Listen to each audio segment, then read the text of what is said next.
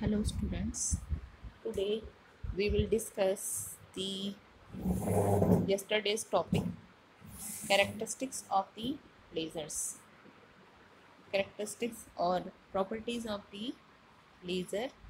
So we will continue that topic, and today we will discuss under the topic characteristics of lasers, spectral purity, spectral purity, and then the coherence properties of laser light. And coherence properties of laser light has two types, temporal coherence and spatial coherence. Okay, so then we will discuss the temporal coherence. Okay, so first the spectral purity. So laser beams can have an extremely small spectral width of the order of 10 to the power minus 6 angstrom. Laser beams can have an extremely small spectral width. Laser beams की जो pulse जो होती हैं उनकी जो spectral width है वो काफ़ी बहुत नैरो होती हैं, स्मॉल होती है spectral width of the order of 10 to the power minus 6 angstrom. 10 to the power minus 6 angstrom की होती हैं ये spectral width. And if you compare this with the typical source such as the low sodium lamp, अगर हम इसको sodium lamp typical source इससे compare करें, which has a spectral width of about 0.1 angstrom, जिसकी की स्पेक्ट्रल विड्थ जो है वो 0.1 एंगस्ट्रॉम है। सो हम क्या देखते हैं, the stimulated emission process coupled with the optical resonator within which the amplifying medium is placed, it is responsible for the very small spectral width. तो हम यहाँ पर ये देख रहे हैं कि स्टिमुलेटेड एमिशन प्रोसेस जो है, जो कि ऑप्टिकल रेजोनेटर के साथ कपल्ड होती है एंड जिसमें कि एम्पलीफाइंग मीडियम जो है इज प्लेस्ड, जो एम्पलीफाइंग मीडियम है जो कि रखा होता है, it is responsible for very small spectral width. तो ये स्मॉल स्पेक्ट्रल विड्थ के लिए जो रिस्पॉन्सिबल है वो क्या है, stimulated emission coupled with the optical resonator. Okay, so a laser may oscillate in a number of frequencies simultaneously unless special techniques are adopted. Laser जो है वो ऑसिलेट कर सकता है, कई फ्रीक्वेंसीज़ में ऑसिलेट कर सकता है, जैसे कि हमने पढ़ा भी है कि लेज़र जो है वो एक से अधिक फ्रीक्वेंसीज़ में करता है, तो फिर हम तब सेलेक्टिव फ्रीक्वेंसी को इसमें चूज़ करते हैं। ठीक है, सो तब तक ये जो है नंबर ऑफ़ फ्रीक्वेंसीज़ में ऑसिलेट करता रहेगा जब तक कि कोई स्पेशल टेक्निक्स को हम अडॉप्ट नहीं करते हैं। जब तक हम कोई स्पेशल टेक्निक का यूज़ नहीं करते हैं तब तक ये जो है वो कई फ्रीक्वेंसीज़ में ऑसिलेट करता रहता है। और जैसे कि हमने पढ़ा है मोड सिलेक्शन टेक्निक्स, सो मोड सिलेक्शन टेक्निक्स में भी हमने वही कहा है कि हमें जो डिज़ायर्ड फ्रीक्वेंसी है उसका मोड हम सेलेक्ट कर लेते हैं, तो कई फ्रीक्वेंसीज़ की यहाँ पर लेज़र जो हैं वो ऑसिलेट करते हैं। ठीक है, so this includes this includes using Fabry-Perot filters within the laser cavity to allow only one frequency to oscillate.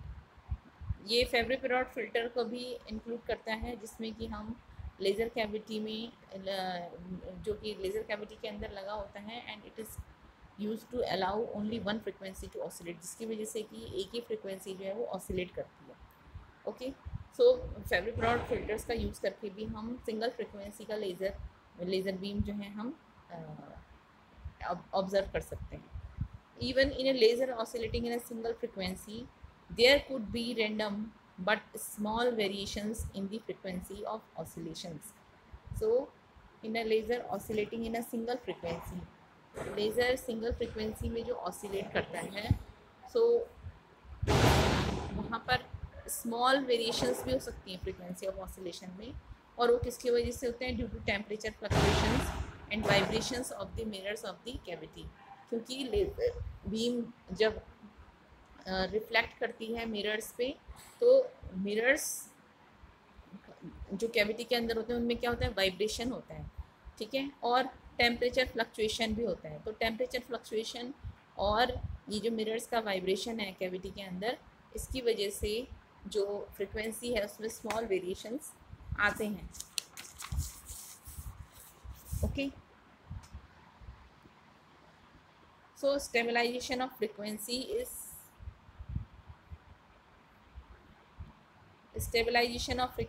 is achieved using various techniques. Stabilization जो है फ्रिक्वेंसी की स्टेबलाइजेशन को हम कई टेक्निक से अचीव कर सकते हैं. For example, the laser is coupled to another very stable cavity and the emission from the laser gets locked to this stable cavity.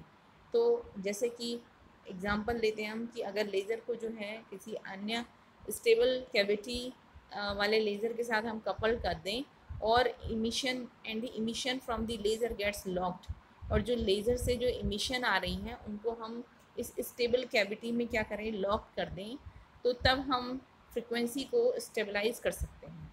So frequency stabilized lasers with frequency stability of better than 10 to the power minus 8.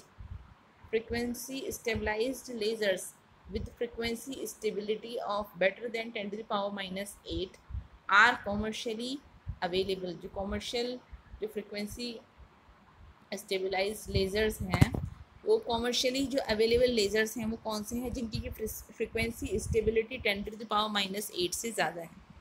Okay, so because of high spectral purity, इसलिए spectral purity, high spectral purity होने के कारण lasers find applications in holography, optical communications and spectroscopy.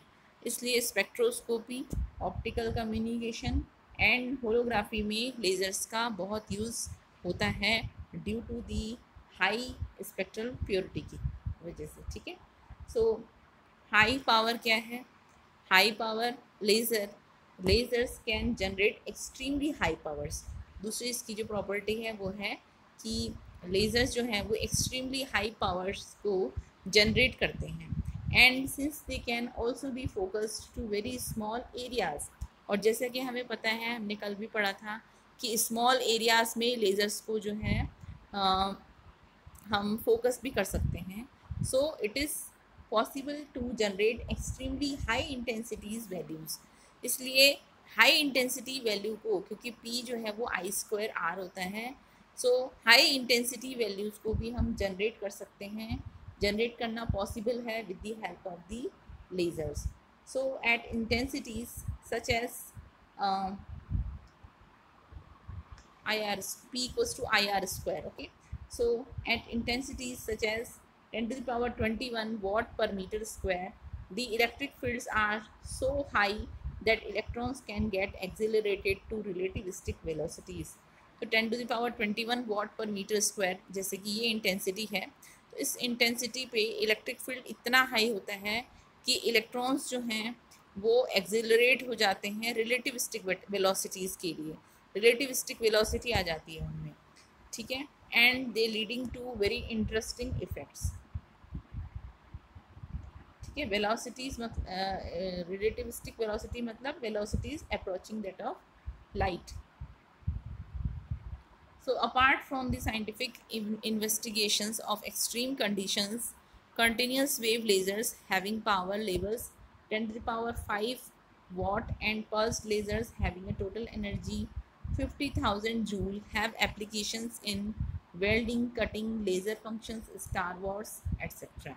So laser का जो है welding, cutting, laser function and Star Wars में बहुत application है,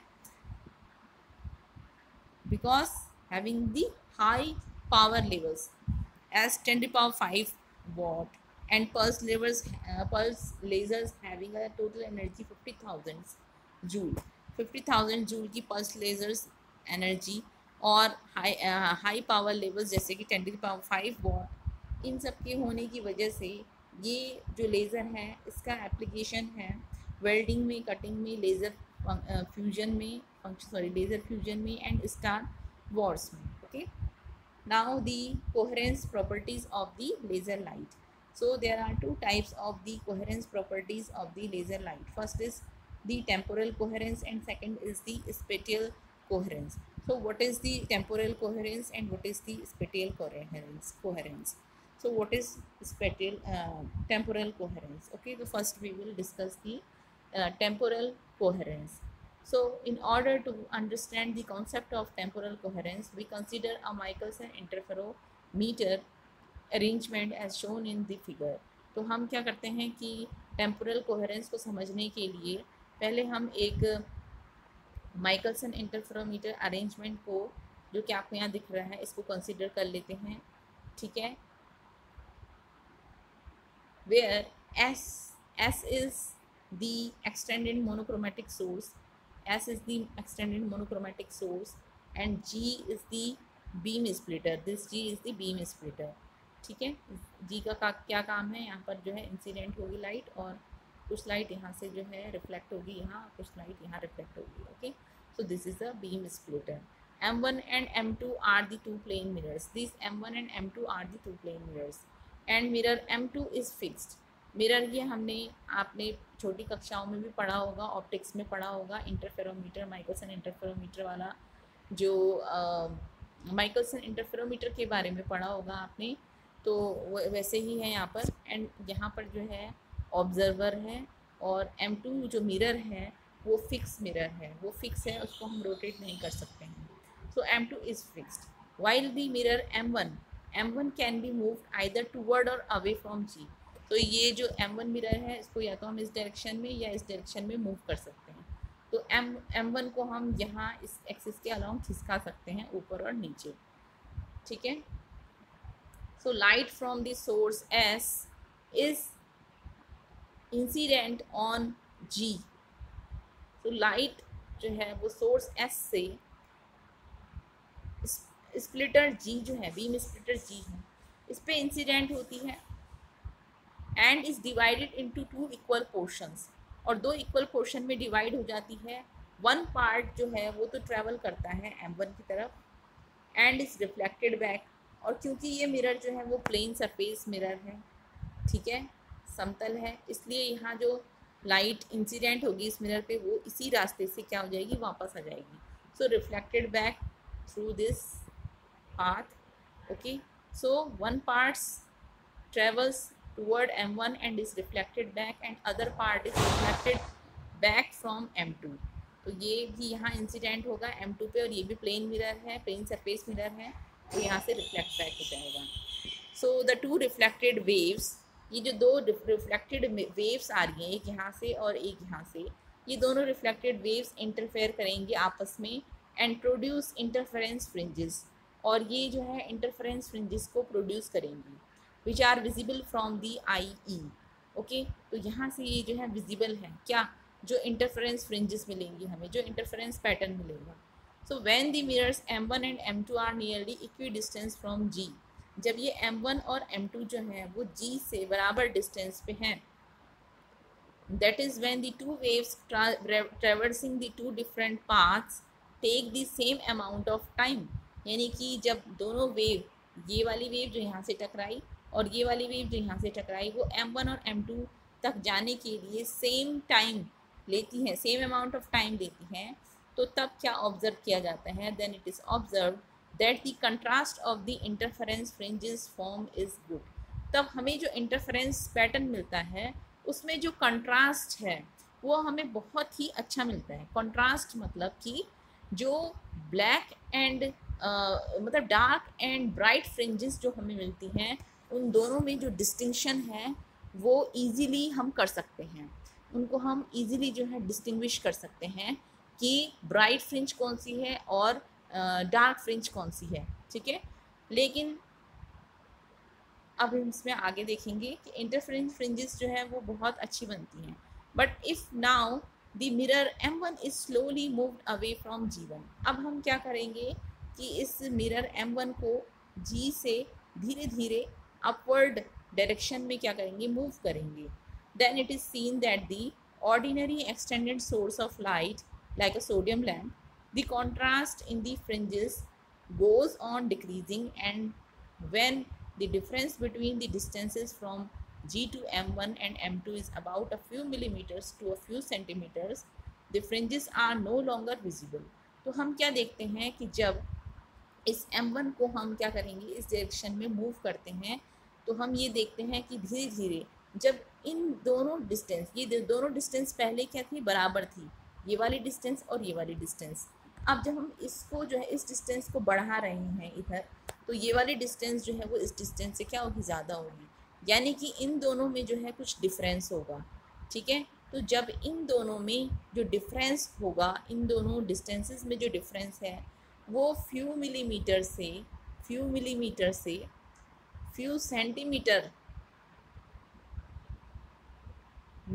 से सेंटीमीटर का डिफरेंस जब आ जाता है इन दोनों में, तो हम ये देखते हैं इन दोनों डिस्टेंसेस में। ठीक है, तो हम ये देखते हैं, सपोज़ ये डिस्टेंस जो है वो x है और ये डिस्टेंस जो है वो भी x है, क्योंकि दोनों बराबर थे।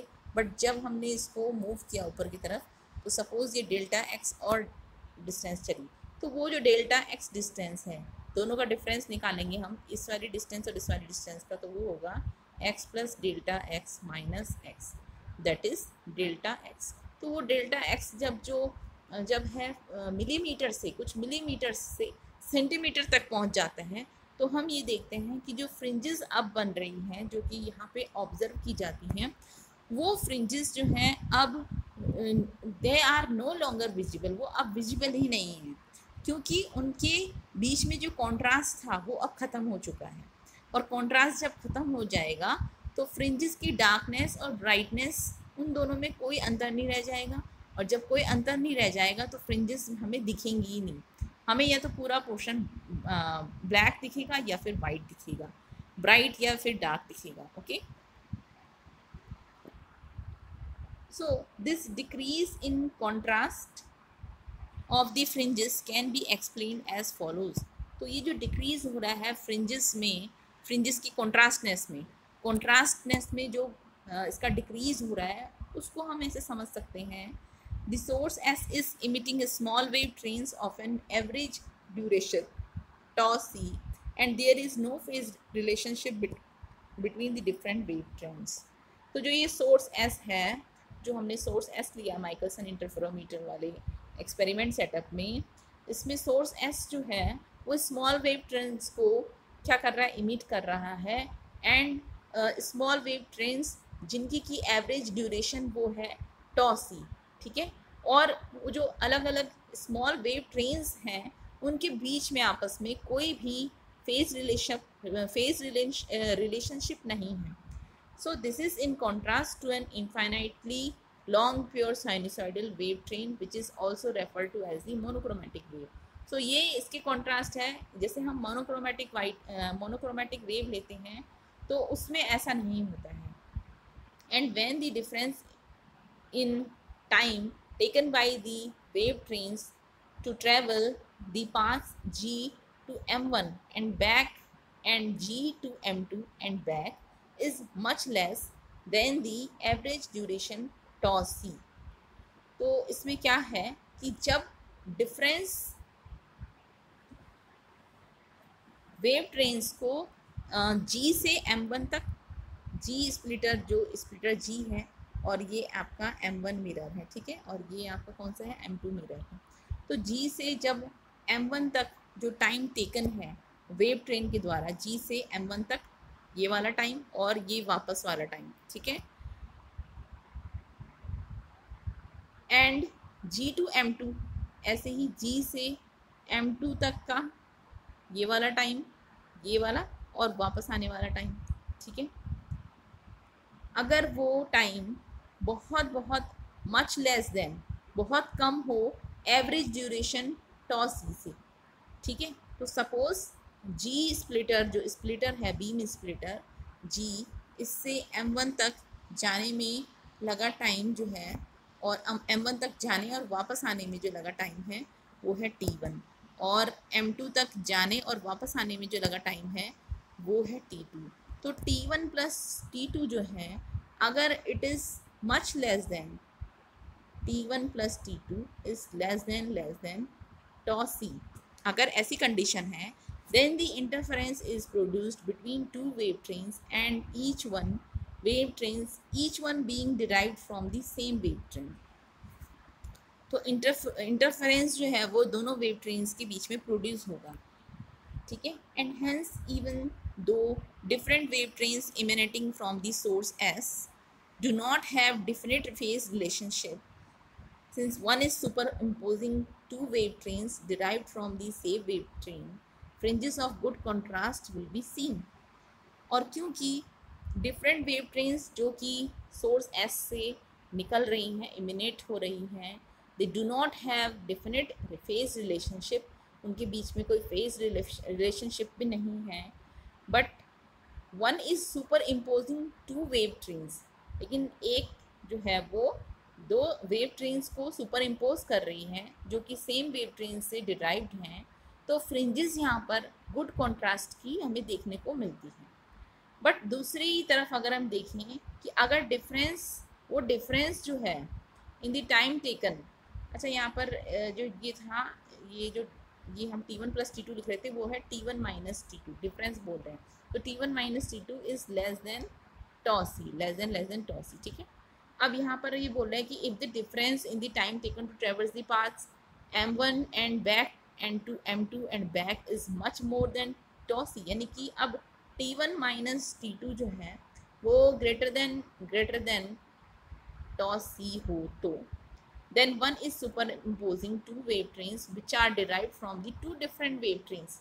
अब जो सुपर इम्पोजिंग जो वेव है, टू वेव ट्रेन्स को जो सुपर इम्पोज कर रही है, वो दो वेव ट्रेन से डिराइव्ड हैं, and since there is no definite phase relationship between the two wave trains, और क्योंकि उन दो वेव ट्रेन्स का कोई भी आपस में डेफिनेट रिलेशनशिप नहीं है, फेज रिलेशनशिप, जो कि एस सोर्स से निकल रही हैं, तो interference fringes will not be observe, इसलिए इंटरफेरेंस फ्रिंजेस जो हैं वो they will not be observe.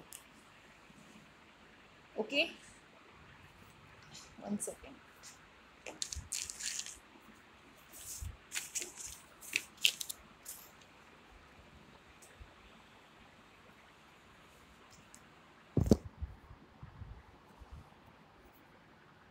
So they will not be observed, and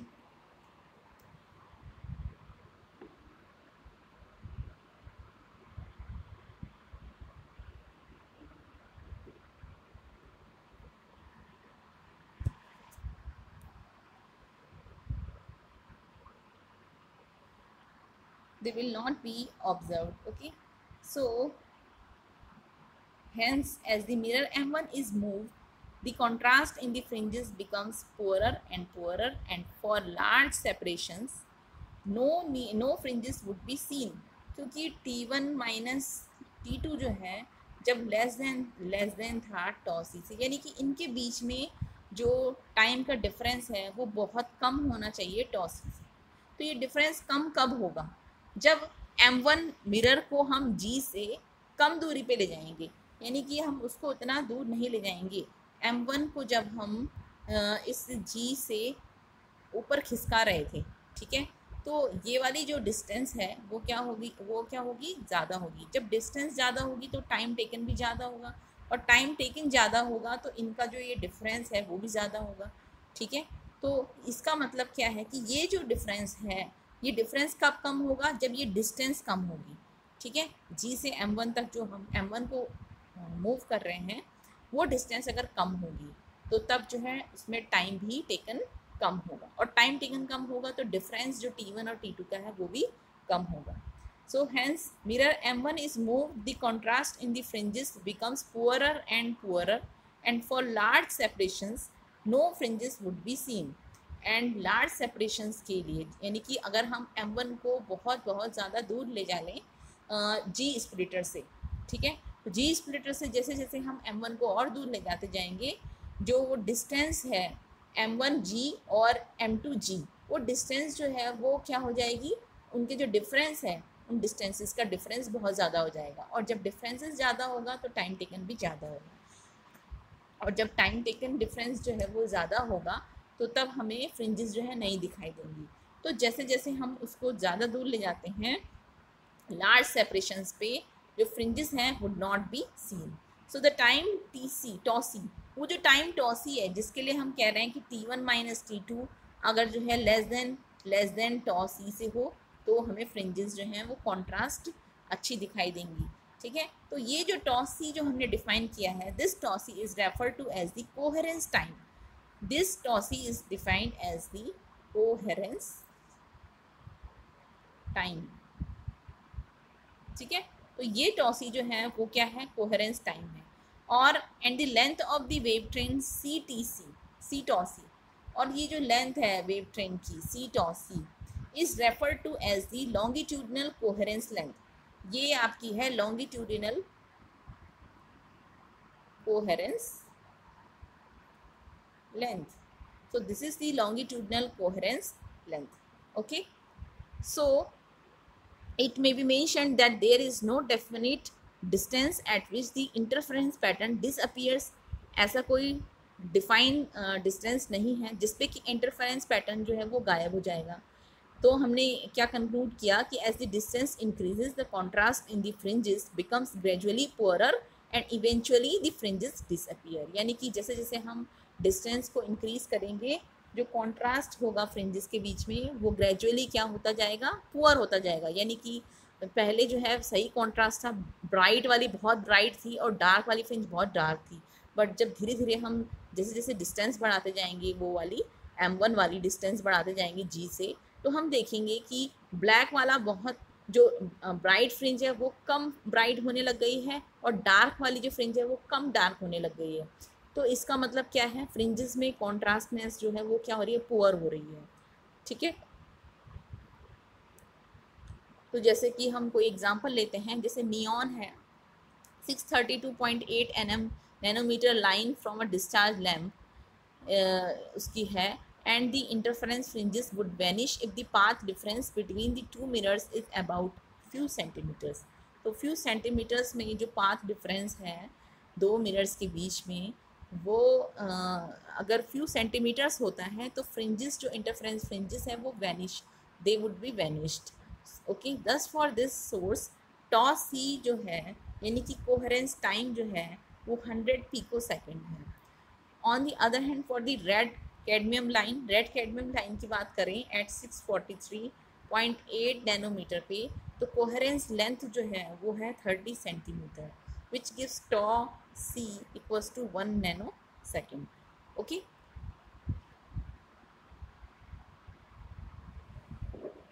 So the decrease in contrast of the fringes can also be interpreted as being due to the fact that the source as is not emitting a single frequency.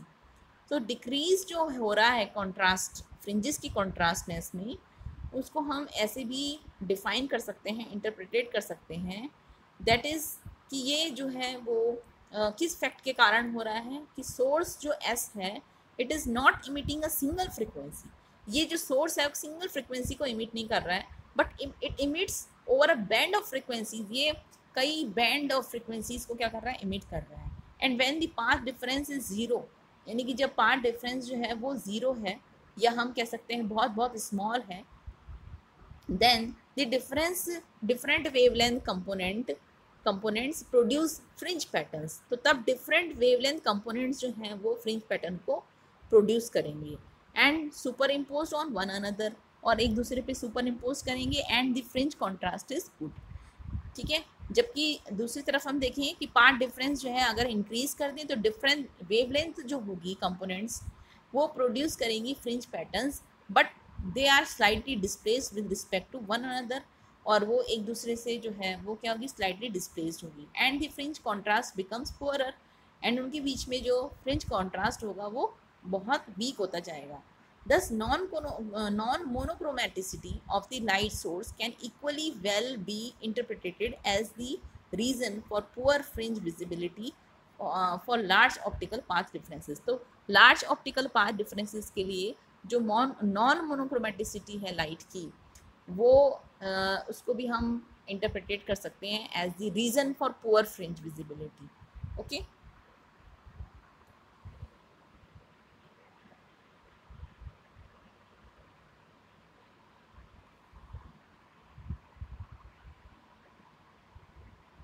So frequency और coherence time में एक relation होता है, वो है, मैंने लिखा नहीं है बट आप इसको देख लो, नोट कर लो, delta nu is equal to 1/2 pi tau c, ये पूछा जा सकता है ऑब्जेक्टिव टाइप में।